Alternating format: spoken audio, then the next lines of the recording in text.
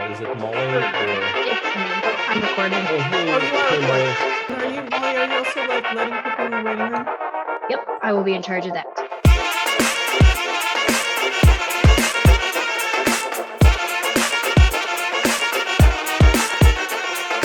There's a few new names or faces here, or in some cases muted cameras, so I can't see your face, but that's okay. Welcome to Balkan Circle. My name is Mary Neuberger, and I'm the director of the Center of Russian, East European, and Eurasian Studies at UT Austin. I am also a historian of Bulgaria, professor in the history department. Welcome to Balkan Circle. I'm coming to you today from Washington, D.C. Thank you very much, Mary. My name is Kirill Avramov. I'm an assistant professor of political science at the Department of Slavic and Eurasian Studies at UT Austin. I'm, dialing in from Austin. And today we do have a very interesting lecture by our guest, Stefan Detchev, who is an associate professor of modern and contemporary Bulgarian history and historiography at the South-West University of Blagoeavgrad in Bulgaria. He's a lecturer on history of masculinity at the University of Sofia. His interests cover story of political culture, nationalism and identity, history of sexuality, food, and foodways. Among his major publications are Who Are the Bulgarians? Race, Science and Politics in fin-de-siècle, Bulgaria, in We the People, Politics of National Peculiarities in Southeast Europe, 2009, Who Are Our Ancestors? Race, Science, and Politics in Bulgaria from 1879 to 1912, which was published in 2010. Politics, Gender, and Culture, Articles and Studies of Modern Bulgarian History in 2010, In Searching of Bulgarianness, The Networks of National Intimacy in 19th and 21st Centuries in 2010, in Bulgarian, Between Slavs and Old Bulgars, Ancestors, Race, and Identity in late 19th century in Geary, Klaniczay, Manufacturing Middle Ages, Entangled History of Medievalism in 19th century Europe, Joep Leersen series on national cultivation of culture, which was in 2013, Between Istanbul and Sarajevo via Belgrade, a Bulgarian cookbook, fantastic, from 1874 in Janu, Angela, Barbu, Violetta, in their Garden of Earthly Delights, Food in Southeastern Europe and the Balkans from 17th to 19th century, where he's discussing Shopska salad, the road from European innovation to national culinary symbol, and from kebab to cevapcici,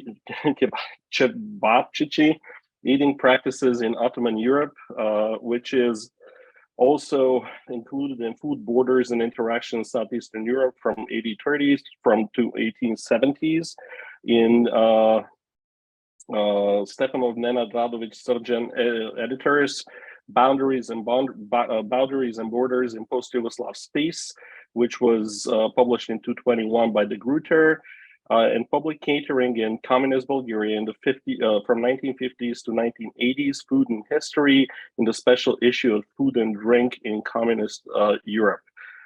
This is an impressive biography, and I, as a Bulgarian, can tell that I'm an avid reader of the public scholarship of our guest today as well, who is very frequent contributor to newspapers and highly read opinion columns such as Dnevnik and some other outlets. So welcome, zapoviadajte. It's a great pleasure to look at this very important and hot topic. Thank you. It's a great pleasure for me also to have this second invitation to give a talk at your seminar. Unfortunately, the topic maybe is not so easy and attractive like most of this culinary theme that you mentioned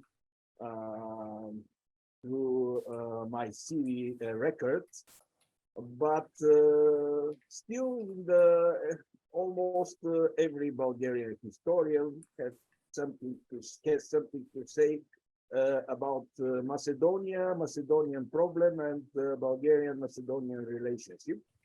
Also, I'm quite in the topic in the last, let's say, 5 years. because on the eve of this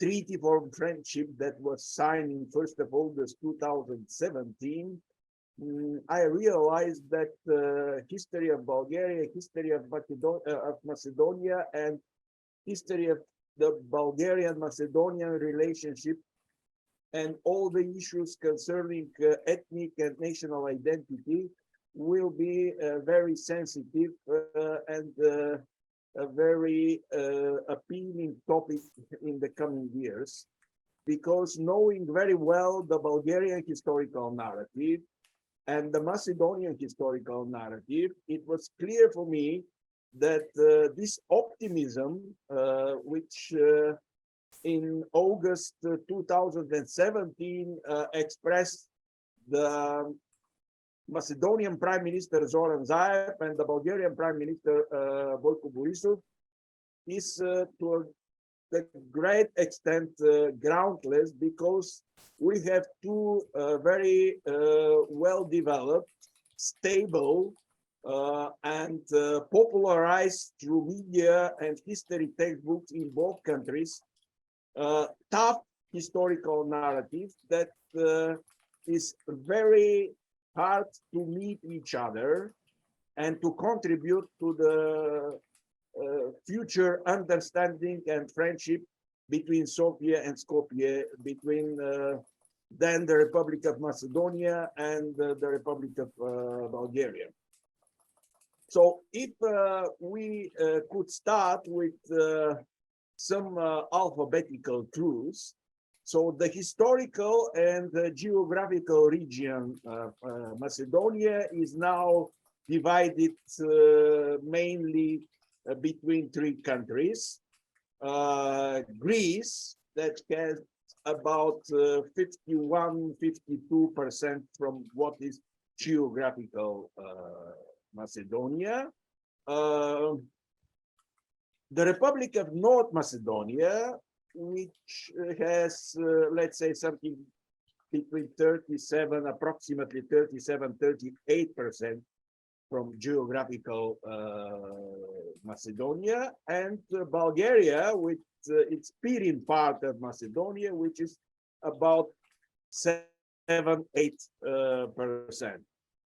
In these three places, we have, in fact, different nation building processes after the First World War.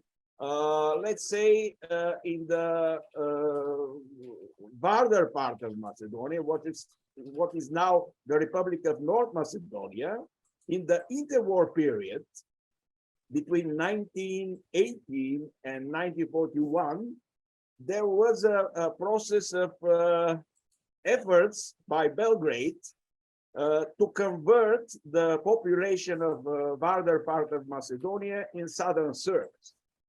And these attempts failed in the end. After the end of the Second World War, on what was established in 1944 as a Yugoslav Republic of Macedonia in the framework of Tito's Yugoslavia, there was a nation building process that finished with the building of a separate Macedonian nation and separate Macedonian ethnic identity. In the Greek part, there was a constant efforts of Hellenization of the local population that in the end finished with a relatively stable conversion to kind of the Greek identity, but with some very strong regional Macedonian element, which is somehow even today, to a certain extent, in the opposition to the high Greek state national narrative. And in the Bulgarian Pirin part of Macedonia, we have the third nation building process, which finished with the establishment of strong Bulgarian identity and the integration of the local population, including all the refugees that came from the other parts of Macedonia in Bulgaria into part of the modern and contemporary Bulgarian nation. In these three places, we have three different historical narratives about the Macedonian nation, Bulgarian nation, and the Greek nation. And now I will concentrate more on what is now the Republic of North Macedonia and what is now the Republic of Bulgaria, and especially the Pirin part of Macedonia, because it is in fact the topic of my presentation, the Bulgarian-Macedonian relations and Bulgarian-Macedonian historical disputes. Maybe to remind once more that we have two stable historical narratives. The history craft in both countries serve to the building of Bulgarian and Macedonian national identity. And that was the reason why history was written in order to justify what happened after the First World War or after the Second World War with the successful Bulgarian and successful Macedonian nation building process. Here, I would like to say something that is important. When Bulgaria and Macedonia, or the Republic of Bulgaria and then the Republic of Macedonia, that became later after the Prespa agreement with the Republic of North Macedonia, when both countries signed this treaty of friendship in 1st of August 2017, they have completely different motives in signing the treaty. I mean, Macedonian part, Macedonian state, Macedonian government signed the treaty because they would like their country to become a NATO member and to start negotiations for future membership in the European Union. Bulgarian side, Bulgarian government, Bulgarian professional circles, especially in history, signed the agreement in order to reveal to the Macedonian public what was hidden from the Macedonian historical narrative in the last decades in the framework of Tito Communist Yugoslavia, and after that, after 1991, in what was already independent state of Macedonia. So these different motives to Sofia and Skopje in signing the treaty from 1st of August 2017 became very crucial for the general failure of the relationship between Sofia and Skopje, the failures of the sessions of the Joint Historical Commission for Historical and Educational Issues, and what happened in November 2020, the Bulgarian veto for the negotiation framework of the Republic of North Macedonia in order to start negotiations for future membership in the European Union. So these different motives were very important. So now, so far I spoke about the successful nation building processes in the what is now the Republic of North Macedonia, when we have a great number of people, the majority of people, absolutely convinced that they are ethnic Macedonians, and they have historically separate history that has nothing to do with the Bulgarians and Bulgarian history.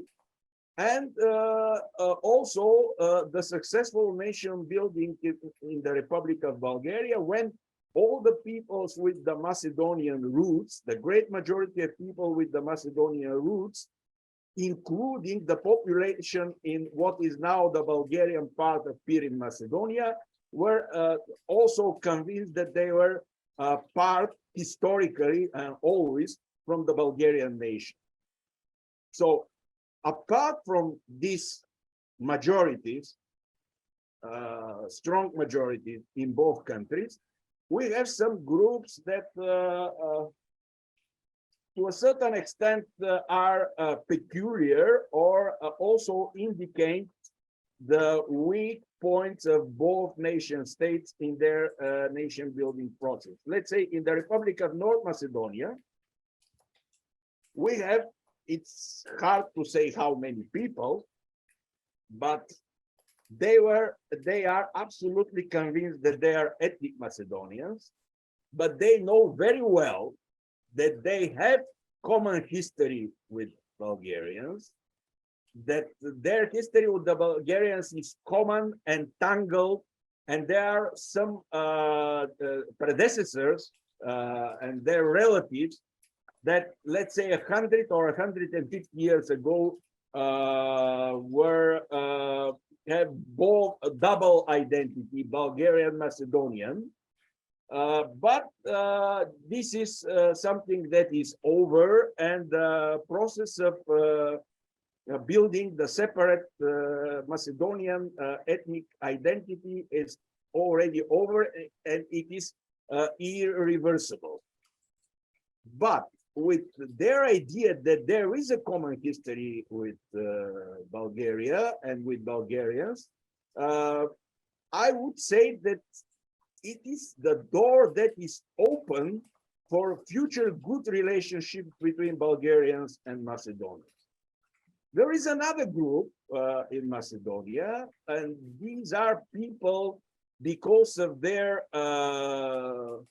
family memory, and also because they read a lot history, including historical documents, memoirs, and literature in original, and they are aware that Macedonian revivalists from the 19th century and Macedonian revolutionaries from the late 19th century and the beginning of the 20th century,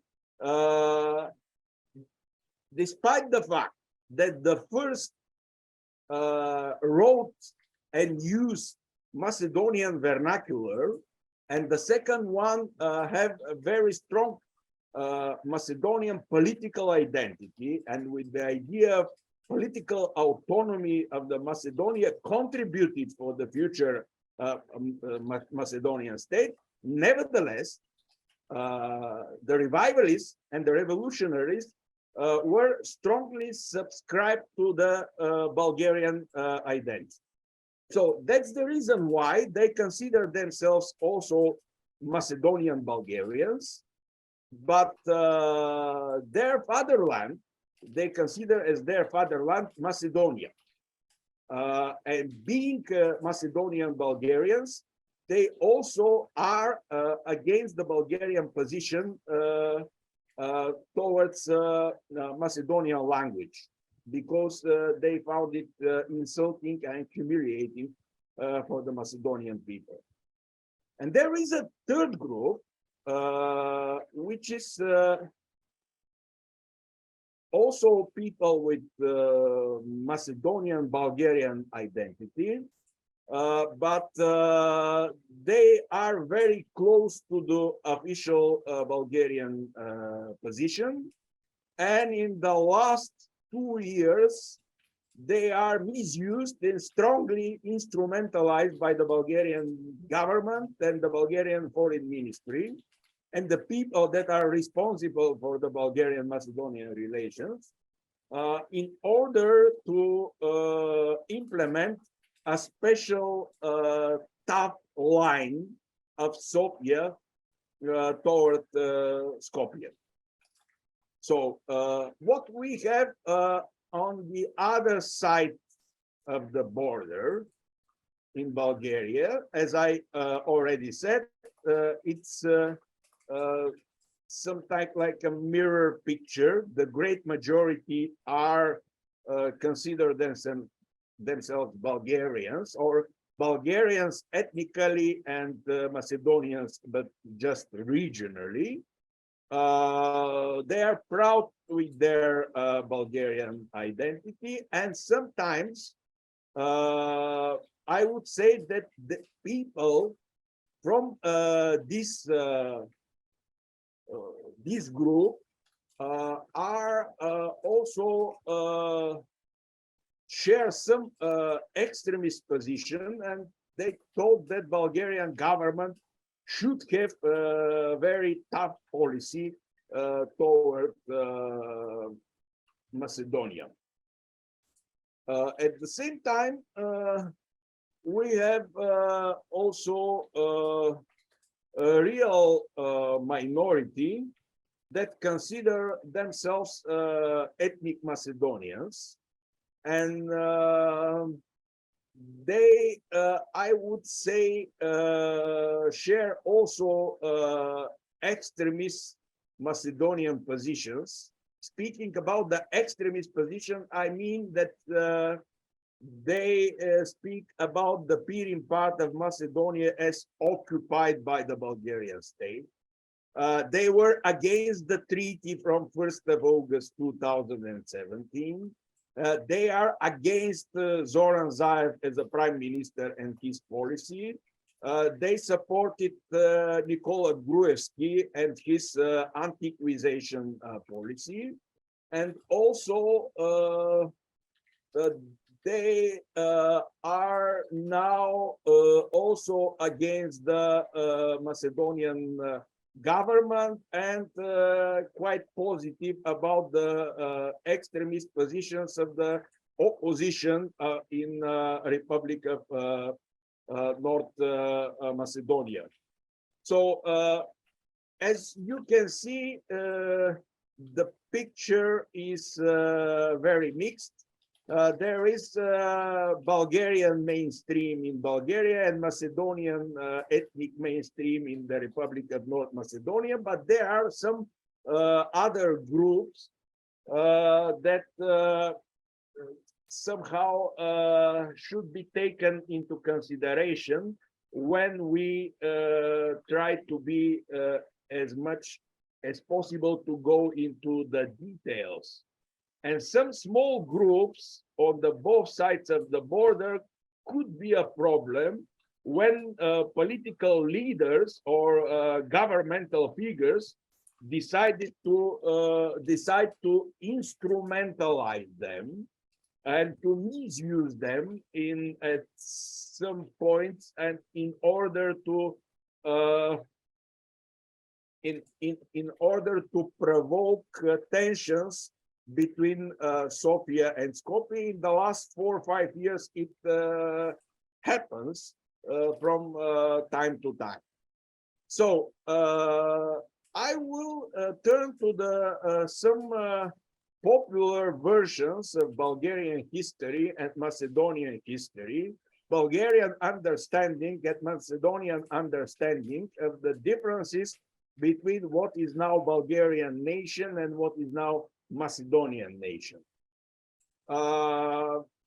As one can see, in the Bulgarian case, Bulgarians subscribe to the polytonym of the medieval Bulgaria, medieval state, and this, in fact, Slavic population, Southern Slavic population in what is now the territory of Bulgaria and what is now the territory of the Republic of North Macedonia.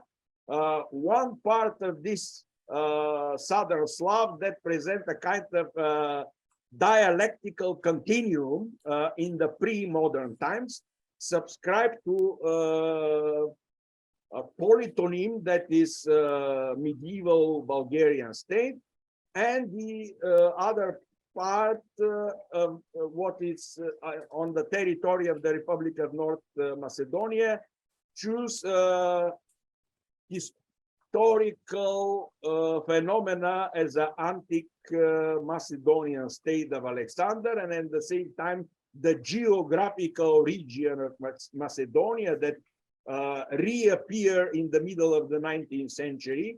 And because of the revolutionary movement in the late 19th century and the beginning of the 20th century, in the later decades, became a sacred name, a symbol, and something that local population identified.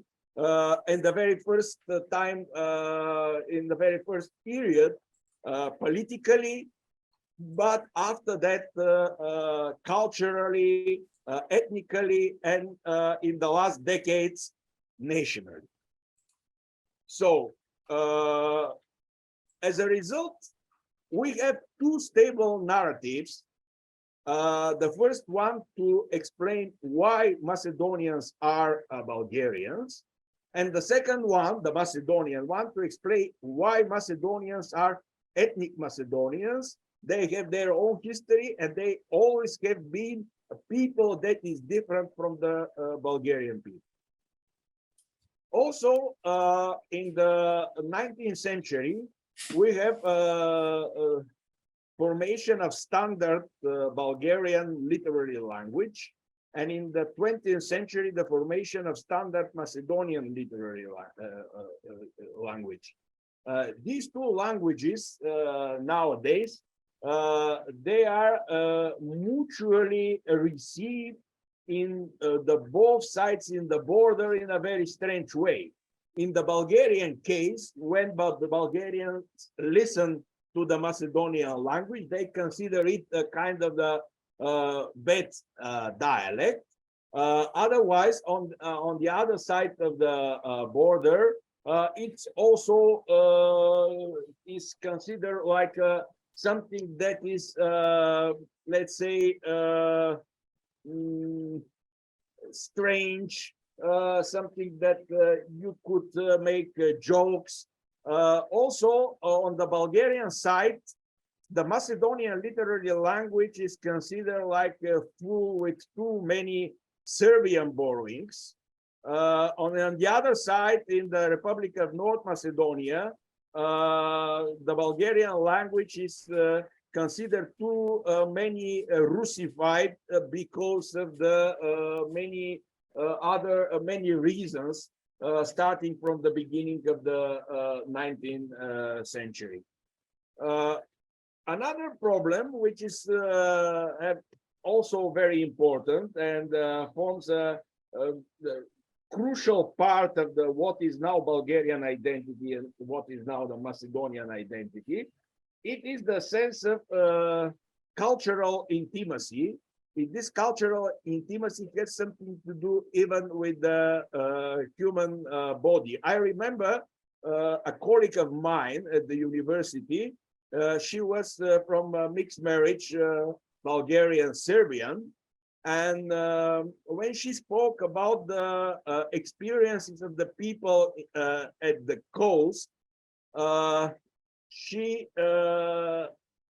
mentioned that for many former Yugoslavs, the normal coast is the Adriatic coast, when you have stones and it's much more hygienic. But for the Bulgarians, it's something that you feel uneasy because the normal coast will be with sands, like it's the Black Sea coast. So it's quite an innocent aspect of Bulgarian identity and Macedonian identity, but it's very crucial when we know that in fact what is the negotiated Macedonian identity and negotiated Bulgarian identity in the second half of the 20th century. It happened in Tito's Yugoslavia in the first case, in Todor Živko's Bulgaria in the second, which means that in the Bulgarian case, we have a very negative attitude. It's normally associated with the Cold War, with the position of Bulgaria as a 16th Soviet Republic, impossibility to travel abroad, which is completely different from the experience on the Macedonian side, when despite the political repressions in Tito Yugoslavia in the very first period, in the second half of 40s and in the 1950s, if we speak about 60s, 70s, and 80s, the Macedonians have more positive experience at that time, because and even a sense of superiority towards the rest of Eastern Europe, because they were able to travel abroad with the Yugoslav passport, because the Yugoslav society was much more open. They have many luxurious commodities that were quite accessible in the Yugoslav market, but it was something impossible to buy in Bulgaria, in the Soviet Union.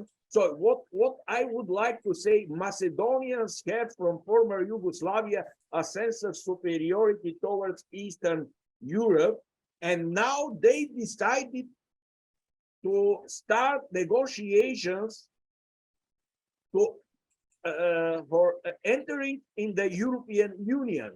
And one of the countries from Eastern Europe that in their notions was at the lowest level in Eastern Europe, put some claims, requirements, and should say yes for their entrance in the European Union, knowing very well that it's not the ideal member of the European Union, knowing very well that when at the 1st of January 2007, Bulgaria entered the European Union without any checking of the Bulgarian historical narrative and whether it fit to the requirements of the European Union, whether it fits to the contemporary historiography, whether it fits to the achievements of contemporary social sciences and humanities. And what is more, between year 2000 and year 2010, we have on some of the main Bulgarian television channels, including Bulgarian National Television, historical program quite nationalistic, quite romantic, and quite offensive towards Macedonia. So it is something that I should say in order to have enough context for our Bulgarian-Macedonian historical dispute. And these stable narratives now, when the Bulgarian-Macedonian historical dispute after 2017 is already with great density on the Bulgarian media and on Macedonian media, we have all this popular history and colloquial wisdoms in Macedonia and Bulgaria, and this there are a lot of Facebook groups because proximity of languages gave opportunity for very good communication, and with gave also opportunity for a lot of insults from one side to the other side.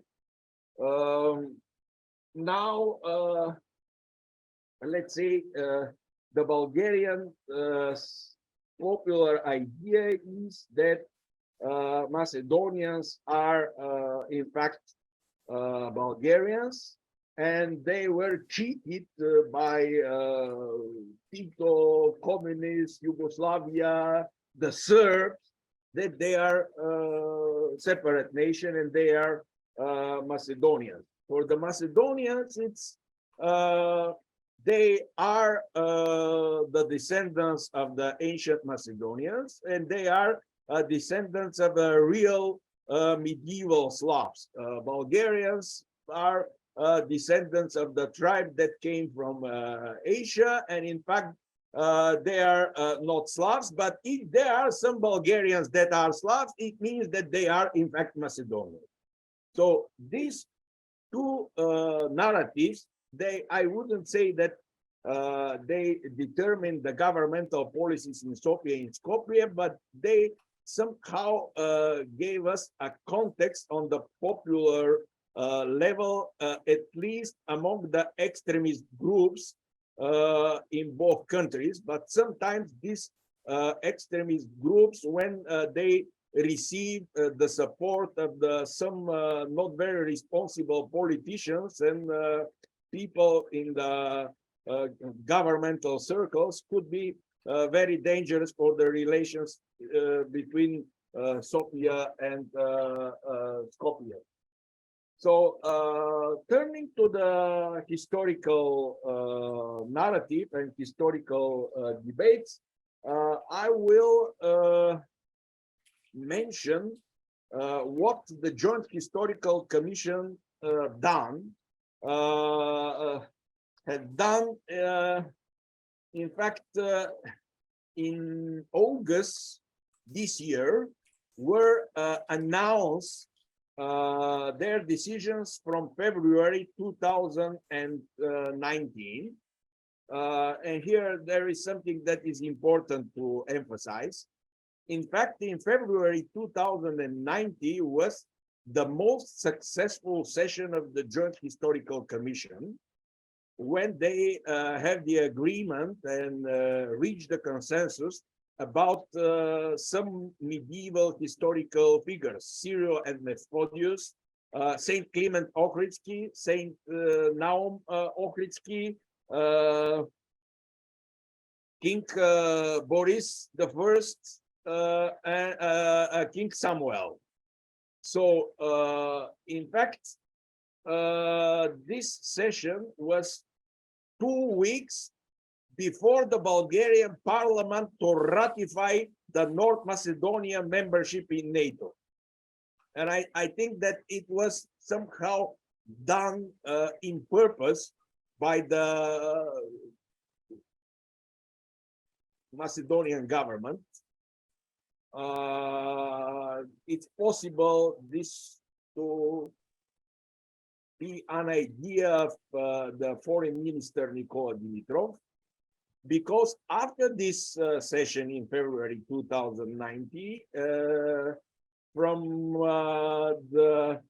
from June 2019, the line of the Macedonian part of the historical commission somehow changed, and all the sessions that they have after the summer of 2019 were complete failure, without any success, and unfruitful in any way. So I would like to comment what they decided at that time. In fact, both sides in August this year presented this like a victory of the one side or the other side. But in fact, what is crucial for the Bulgarian narrative is that there was an ethnic homogenization in the medieval time, in the 9th and 10th century. And this medieval ethnic homogenization that forged the Bulgarian medieval ethnicity on the territory of the medieval state during the rule of the Boris I and Simeon. This medieval ethnicity became a base for the future Bulgarian modern and contemporary nation. So the Macedonian part of the commission agree on these figures to be celebrated by both countries. They agree also that this mission of Saint Clement and Saint Naum, they were sent to what is now North Macedonia by the Bulgarian state and the Bulgarian ruler, but at the same time, it somehow opened, they left the door open for not receiving the Bulgarian point of view about the ethnic homogenization in the Bulgarians or the Slavic population under the name Bulgarian in the 9th and 10th century. Also about the King Samuel, it was written explicitly that according to the prevailing opinion in the worldwide historiography, medieval studies, Byzantine studies, it's a continuation of the Bulgarian state tradition, but it somehow opened the door the Macedonian version to stay in the history textbook. So it would be funny to see how this debate will continue in the future when there are some common celebrations or when there are some inventory of the history textbook or when the new version of history textbook should be written according to the bilateral protocol that was signed between two countries. So sometimes it is said that,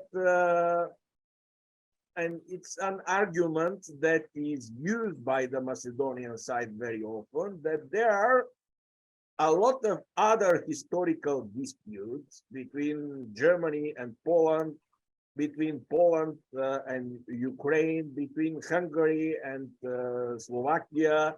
And these historical disputes were negotiated for decades, and let's say from the formation of the German-Polish Historical Commission 1972 and the first common history textbook passed about 40 years.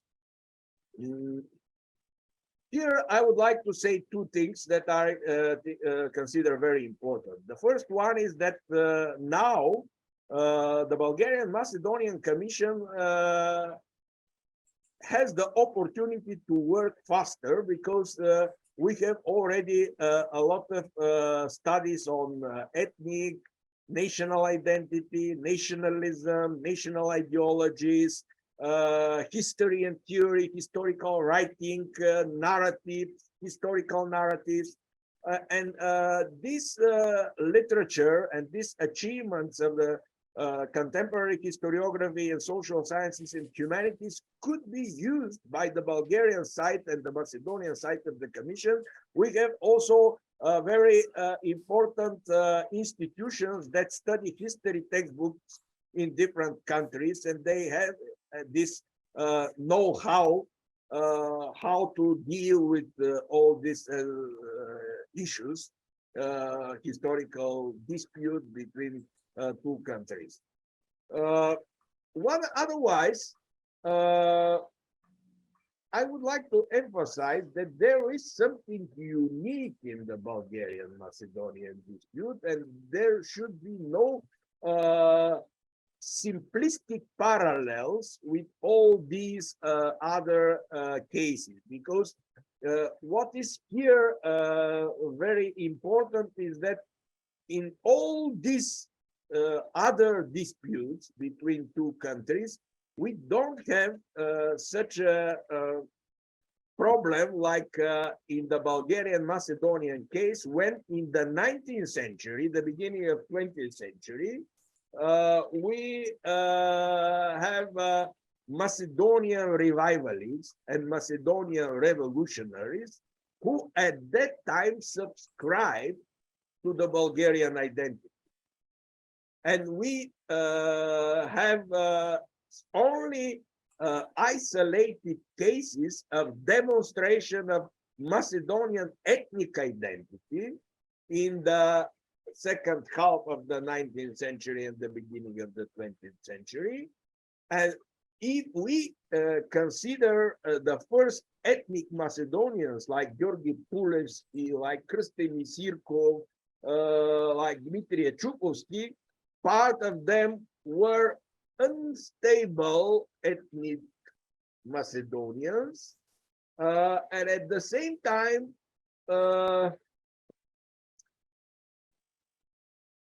some of them were, like Misirkov, open to fluctuate between his conviction of the existence and the need to form separate Macedonian ethnic identity and the great Bulgarian project, like on the eve of the First World War.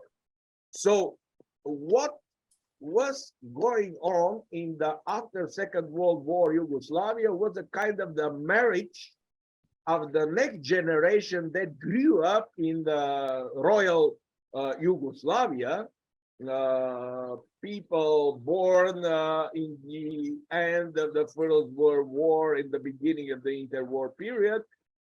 They subscribed to Misirkov's ideas, and at the same time, they grew up in interwar Royal Yugoslavia and was with the negative attitude already to the great Bulgarian project and not open like a former generation to kind of a fluctuation between Macedonian autonomism and the idea of great Bulgarian state. So, I mean, here we have data, historical facts that could be misused both by the Bulgarian side and by the Macedonian side in a way that it is impossible with the Polish, Ukrainian, or Polish, German, Hungarian, Slovak, and French, German, and some other disputes. So, is it possible to create a historical narrative that could reconcile the Macedonian historical narrative with the Bulgarian historical narrative? In my opinion, if we turn to the contemporary historiography and what we know for nationalism, ethnic and national identities, what we know about the history writing, about the historical narratives, and if we are correct to data and the historical facts, it is possible to create a narrative, and this narrative somehow to satisfy not Bulgarian nationalists and Macedonian nationalists, but to satisfy people that are for the good relations between Bulgarian people and Macedonian people in the future. This narrative should retell the medieval period in a way that is what we have in the contemporary medievalism and the achievements of contemporary medieval studies, Byzantine studies, etc. It is integrated in the historical narrative. People will be able to see that medieval identities and pre-modern identities are something completely different. They do not fit to the Bulgarian point of view or the Macedonian point of view. So the medieval world is a medieval world. And in this case, I think that this story could be written in a way not to offend contemporary Bulgarians and not to offend contemporary Macedonians.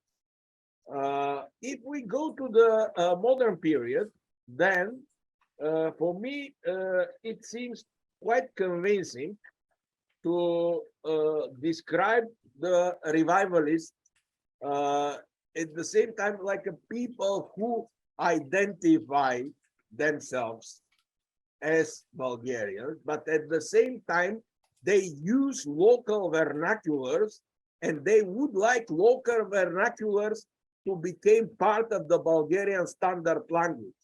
And when their project failed, in the very beginning, it was not a problem from local Macedonians, a local Macedonian intelligentsia, to use standard Bulgarian language. But after the interwar period, after 1920s, 1930s, when they go to Serbian school, and then at home they use local Macedonian vernaculars, in the beginning of 1940s, when 1941, in April 1941, Bulgaria occupied these territories and the Bulgarian power was established there, then the Bulgarian culture, the Bulgarian standard language, and the Bulgarian education system was already a problem for the local people. And also the Bulgarian authorities. So, which means that the revivalists, 19th century Macedonian revivalists, could be described in the historical narratives in a way that will fit the Bulgarian point of view and Macedonian point of view. Because for the Bulgarians, it's important that they identify themselves like Bulgarians. But for the contemporary Macedonians, it's important that they wrote on the local vernaculars, and these local vernaculars became the base on which was built after the Second World War standard Macedonian literary language, culture, theater, drama, movies, etc. If we speak about the revolutionaries, another very sensitive topic, they use the standard literary Bulgarian language in their activities. They consider themselves Bulgarians, but at the same time, they have their own political project for autonomy of Macedonia. And their political project at that time, in the future, became a kind of resource on which the idea of independent Macedonian state was developed. And this idea of independent Macedonian state with another definition of Macedonian identity was established after the Second World War. And two more points. One of the most deteriorated stories in the Macedonian version is the story of the First World War, because the left wing and the right wing Macedonian revolutionaries, in fact, were part of the Bulgarian army, and they their activities completely fit to the Bulgarian foreign policy and the Bulgarian irredentist ideas. So it's a bit problematic for the contemporary Macedonian perspective, but if we keep to the facts, we should say that 1915, the things were in this way, but in 1941, they were already completely different. And here, moving to the 1944 and the decisions to establish the independent Macedonian state in future Yugoslavia, which reading the documents of ASNOM from 2nd of August 1944, it's clear that they imagine this future Yugoslav federation more as a confederation. So, and when they spoke about the independent Macedonian state, they have in mind really less control from Belgrade. What happened later, according to the Tito's project ideas, how to function future Yugoslavia.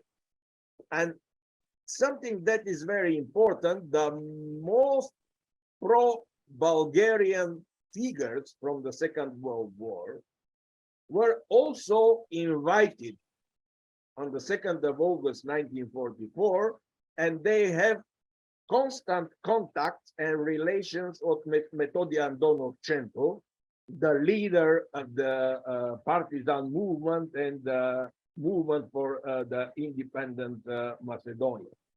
So between August 1944 and December 1944, in these months, 4 months, Macedonian project was in the beginning open for a more flexible definition of Macedonianness and more open to the Bulgarian past and the close ties between Macedonian culture and Bulgarian culture. Later in the Yugoslavia, it was much more defined in an anti-Bulgarian way, and that was very. I put December 1944 because in 1945 there was already repression by Tito authorities against people who express their Macedonian Bulgarian identity.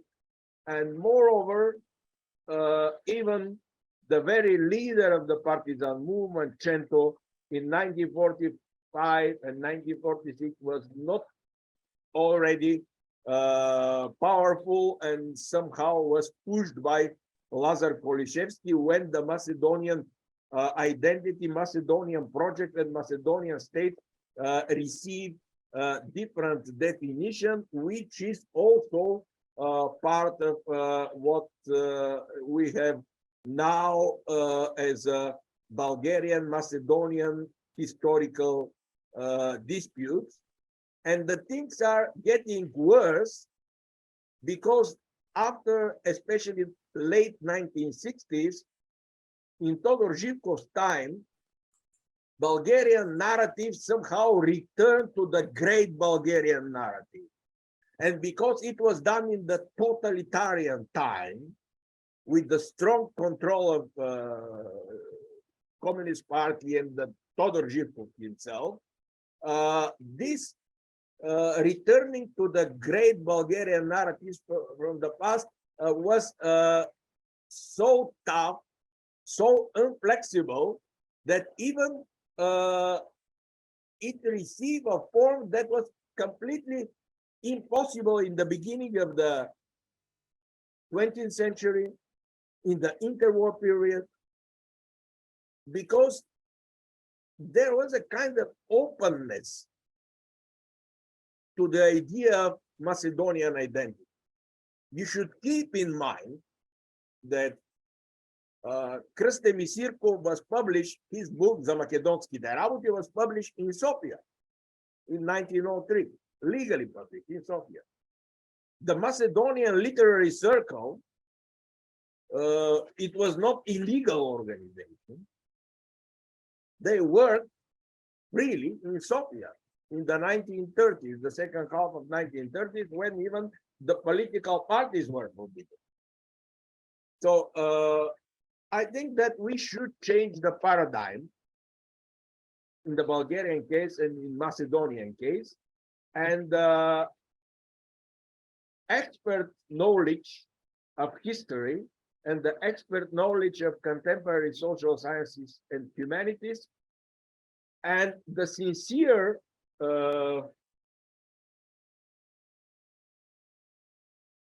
tackling with the facts from the past is enough to have better history, better description of our past, better description how we get to the Bulgarian and Macedonian identity, and how to live together in the future in the European Union. Thank you for your attention. Thank you so much, Stefan. So if the audience has questions, this is a good time for that. But let me say, Stefan, I think if anyone can write a history that could be acceptable to both sides, I think it's you. There might be some thorny periods in there, but to work with. But I think you're on the right track. It's such a complicated history to begin with, but to try and reconcile these different narratives is really difficult. I mean, it seems to me part of it is that there has been a lot of work done on the longer term creation of national identities and that process and how that works and how it's a modern process.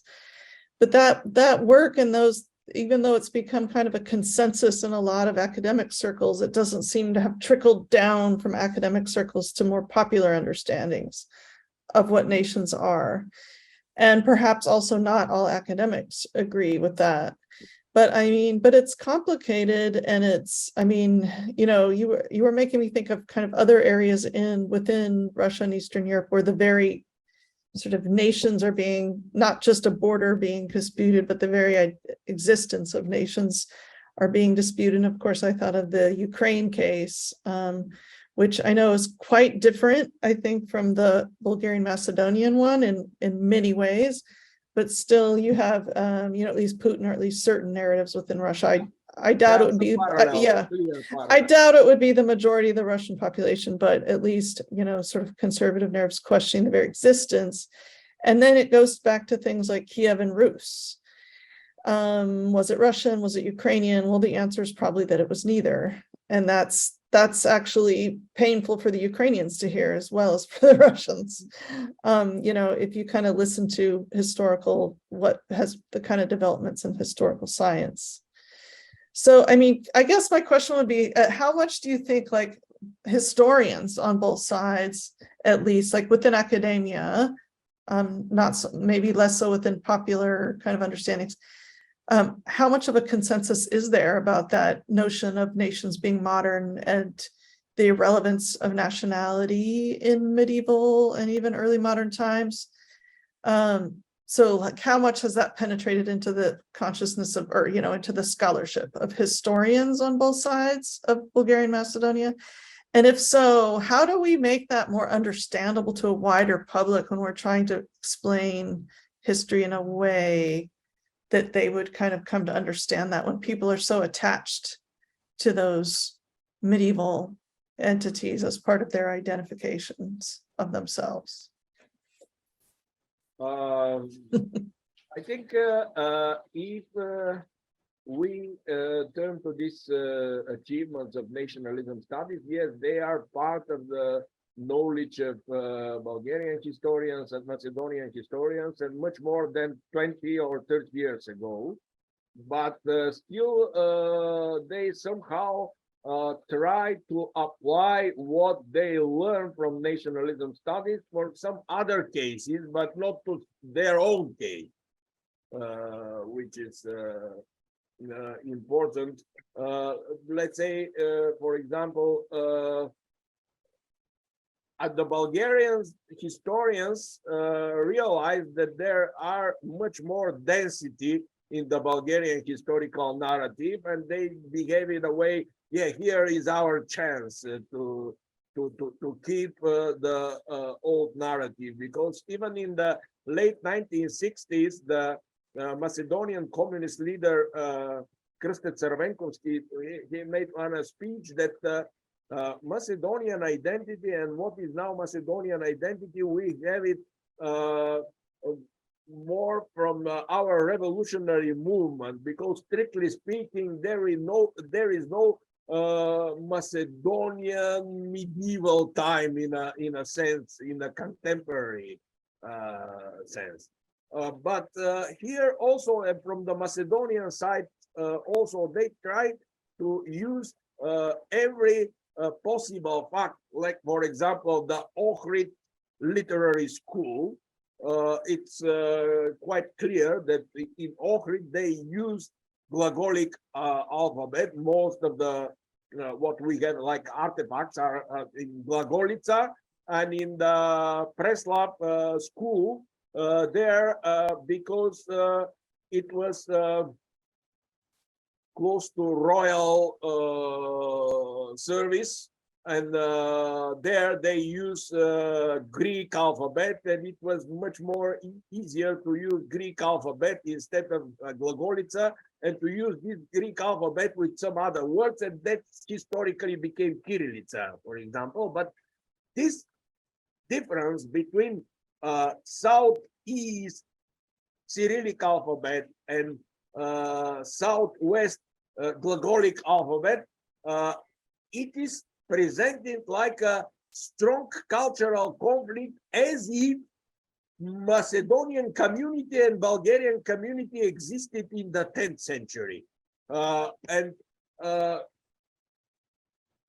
it's a kind of a modernization of the historical situation in the 10th century. Because for the ruler, the Ohrid school exists and used the Glagolic alphabet, because from the king it was not a problem. So it's like 15 to 20 years ago we use Latin alphabet for email correspondence, but nobody care about this. And it's the same story, because the ruler was, for him it was important to take taxes, to use Slavic language as a literary language, and these people, to become Christians. That's all. The Bulgarian-Macedonian dispute was not in his mind and in the contemporary mind. Thank you, Stefan. This is great answer, and also thank you very much for showing the nuances and the heavy shadow of history, which is unfortunately still cast, and it's kind of extended into the present, and most likely it will, continue in the future, unless we're looking for creation of those narratives, as you were saying, that will be mutually beneficial and understood by the majority. In this regard, however, as a political scientist, I would like to ask you for two questions, which might be a bit provocative, but I would like to hear an opinion as a citizen, as a scholar. And one of them is, what do you make out of the political strategy of Omo Ilinden and their relation with the government in Skopje? This is one. And two, if you are to advise the current Bulgarian elite, albeit, we had fifth elections, in a very short time, how to deal or how to respond with the incidents with the Bulgarian cultural institutes and clubs in Bitolia and previous incidents, which, what I'm talking about, setting on fire, destruction, and things like this. What would you advise? Those are, if I was a Bulgarian politician and let's say I represent some sort of a new political elite, what a historian would advise me to do in order to reduce the tensions in Yet. Thank you. For me, on both sides of the border, these clubs, especially these clubs, I mean, two clubs in Macedonia that were open, and the club that's going to be open on Sunday, on Sunday, I think, are provocations. In the Bulgarian case, I think that these are provocations made by people with more extremist views in Macedonia, and supported by people with extremist views in Bulgaria. Of course, that if you decide to open the cultural club, you can call it in many other ways. Let's say Grigor Parlichev or Bratya Miladinovi, or if you or Peju Yavorov, who was Bulgarian from Bulgaria, from Chirpan, but at the same time he wrote the first biography of Stefan Detchev. He was participants in the revolutionary movement, and he supported exactly the autonomist and centralist course, and very often was against the Bulgarian foreign policy. With the Omo in Linden, I think that if they would like, and they like this sentence is against Bulgaria, I don't remember, 13 or 16, it doesn't matter, but a lot of against the refusal of the Bulgarian government to register the cultural association. I think they should do it, because in all the cases, these are not very, they are not a great challenge to the Bulgarian authorities. And at the same time, it seems to me that they try to define their Macedonian identity in a way as if they live in Yugoslavia, but they never lived there, which means that they should make some other definition. But if we are a country that respect the laws, it was completely possible to be registered not as a political party, but as a cultural association without any problem. And yes, I'm not sure whether I answer your question, but I think that this is the right It way. becomes And clear. I would advise Bulgarian government to have this more open position. Because in fact the historical narratives are problem when they could be a base for future claims from Macedonia to Bulgaria, or from Bulgaria to Macedonia. Yes, I think that you were correct to point out the real problem, as I've written in the chat, right? You know, I mean, even the very names that are selected for the clubs, you know, stand for provocation, you know. So, I mean, that would be, as you said, the last thing would come on my mind, you know, to call it Vancha Mikhailov, or, you know, poke the bear and try to, and of course, you know, I'm appalled, you know, by some of the protests, you know, on the other side, you know, which, you know, are setting on fire or destruction or so. So it's just amazing as people are caught up actually in the past and they try to recreate certain things. However, I do agree with you that the real problem and the biggest fear, right, of recognition of minority, especially in the framework of European Union and kind of the process of opening borders as opposed to closing, defining, and so on. You're absolutely correct that this is something that Sofia and, you know, mainstream Bulgarian society may have, you know, a problem coping with due to the what I would call prevalent tendencies of, well, I would hate to use this word, but chalga nationalism, you know, for bitovi нужди, for it everyday kind of, and I know Bulgarians are smiling, so it's kind of domestic, low quality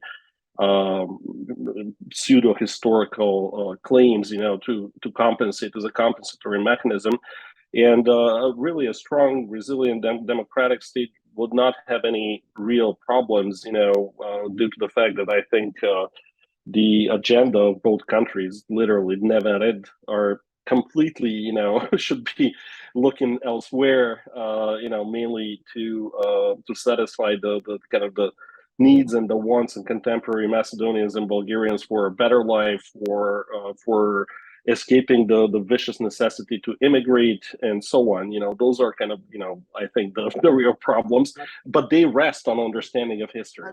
I'm passionate about it. Sorry. Just to add something, I think that if we look at the margins and what is already published, what is already said in Bulgaria and in Macedonia from some politicians, from some historians, from some journalists, from some cultural figures. We already have this common narrative. I mean, if you just pick up what said Denko Maleski in Macedonia, what said the president, co-president of the Macedonian part of the commission, Dragi Georgiev, or what said the Macedonian historian Dragan Zajkovski, or what some other figures said on the Bulgarian side of the borders. I would mention here Chardar Marinov and Alexander Kyosev, and some other publications and statements made by the Bulgarian public figures. We already have this common narrative and consensus, Bulgarian-Macedonian consensus. Благодаря. Thank you. Would anyone like to address a question? I see Catalina possibly. Sure. Thank you so much for this very informative and in many ways painful lecture, because it reminds us of so many instances in history when nationalism created so much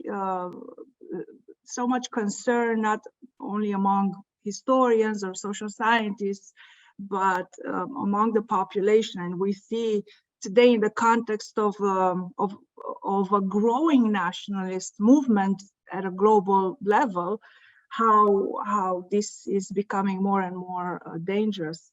I myself am an Ottoman historian, so I don't have to discuss these things, in so much depth, and they are not in talking about Ottoman Dobruja, which is my expertise in. I'm not so concerned about the 19th century, early 20th century, about such disputes in that region, but I am concerned about the Romanian-Bulgarian dispute around the time that the Treaty of Paris was, the Conference of Paris was, the Congress was under work in 1918, 1919, then, and all the tension around this issue. Have you ever studied such tension between the Romanian and Bulgarian governments, and how do you think that it played out, not only then in the 20th century, but up until now, knowing that both Romania and Bulgaria have had friendly or tense relations depending on the historical period, and have been both admitted into the European Union in the same year, 2007. So I think that would help me understand a little bit more the nature of nationalism in Eastern Europe if we open up a discussion about this particular relationship. Yes, I remember that Bulgaria and Romania had this mutual support in the beginning of the century when both countries tried to enter the European Union. And even in the communist period, between Ceausescu and Zhivkov had relatively good relations. And I must say that with one exception, the interwar period,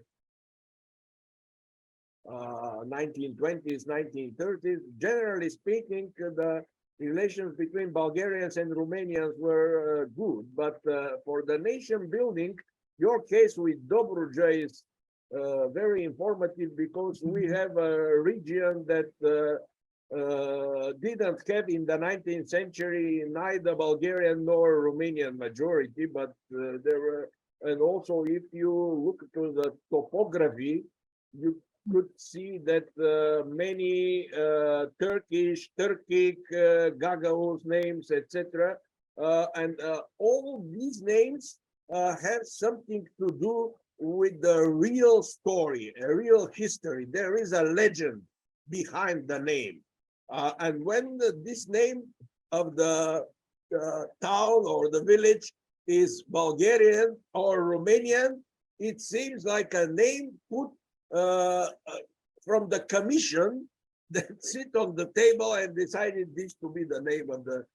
So this is important for the nation building process because in fact, the northern part of Dobruja became really Romanian and the southern part of Dobruja became really Bulgarian. It also demonstrates really the opportunities of the nation state to implement policies of nation building. If we have, like in this case, Bulgarian majority, Macedonian majority, and the loyal to the Greek state population south of the border. So these are the opportunities of the nation state to forge the nations, and this is really in this case the Dobruja is really informative, but it also shows that maybe sometimes we should not look exactly what is written in the textbook, because if Bulgarians try to look to the Romanian textbooks, I don't think that they will agree with everything, and they will agree especially about the second state, which is Wallachian Bulgarian in the Romanian case, and it's Bulgarian in the other case, or when you see in the medieval historical sources the name Wallach is treated in one way in the Romanian historiography and in another way more the social professional in the Bulgarian historiography. True. But still. Thank you. Yes, it's a phenomenally interesting issue, and I thought it would be nice to compare it with your expertise in the Macedonian-Bulgarian relations, which relation, as you describe very well, has been so complex, complicated, and still so present in the national and historical discourse that it's almost painful to just listen to all the details and how nationalism is still thriving, you know, despite our tendency to be more liberal and want frontiers to be obliterated in our mind, if not physically on the ground. So wonderful. Thank you so much. Thank you. Well, thank you for your question, Catalina. And we're going to go ahead and close our session today. So I just wanted to thank you so much, Stefan, for this talk.